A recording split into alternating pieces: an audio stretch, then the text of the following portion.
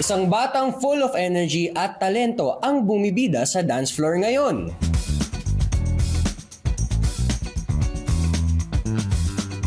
Tatlong taong gulang pa lamang si Janine nang unang mapansin ang kanyang hilig sa pagsasayaw. Sa simpleng panonood ng Zumba, hindi niya mapigilang sumabay. Mula sa cute na galaw, ngayon, kaya na niyang sumabay sa mas komplikadong choreography. Hindi na lang basta sayaw, kundi kombinasyon ng disiplina, dedikasyon at puso ang binibida niya.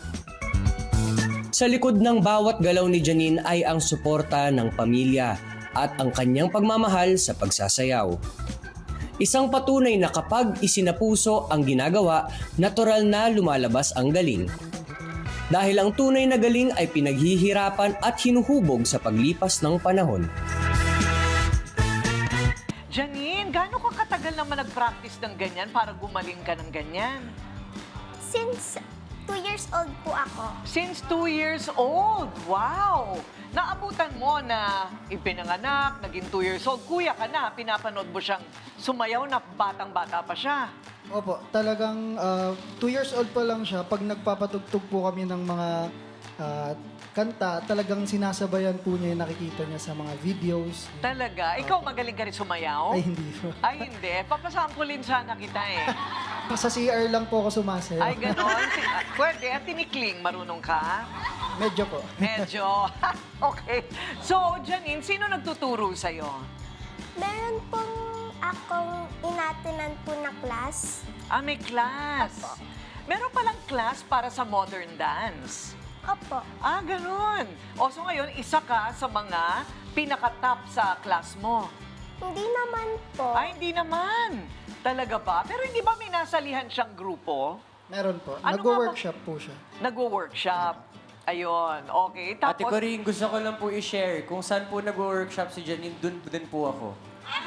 ganun ba? Opo, ibang ano lang, syempre sa kids po siya, pero dun din po ako nung bata po ako. Ah, really? Yes po. Oh, magaling. Magaling sila, ano? So, kahit na anong edad pwedeng magsimula ng pag-aaral niyan. Opo. Ayun. Ano pang klaseng sayaw ang marunong mo? Hip-hop po, K-pop. Meron din po minsan dancehall. And Femi-fresh po minsan lang po. Wow, paiba-iba pala. Walang ballet, walang Hawaiian. Nagbabalay din po ako in Hawaiian classes po. Ah, wow, talagang yun na ang buhay niya. Oo. Anong gusto mong maging paglaki mo? Doktor po. Ayan. And then gusto ko pong magtayo ng studio po para po ma-share po yung talent ko po sa iba. Oo nga naman. Maganda nga naman yung doktor ka, ma-stress, di ba? So, pero meron kang sayawan. Ayun. Di ba maganda yon? Yung pag-aaral mo, kumusta na? High honor student po ako. Aba? Excuse me, high honor. Hindi lang honor. High honor student. Ayan. Ano ba sikreto? Kailangan ba sip-sip ka sa teacher? Hindi po. Ay, hindi. Ano naman ang masasabi mo sa mga tulad mong mga bata tungkol sa hilig nilang gawin? Mag-practice lang po kayo because practice makes perfect. And then po, always do your best.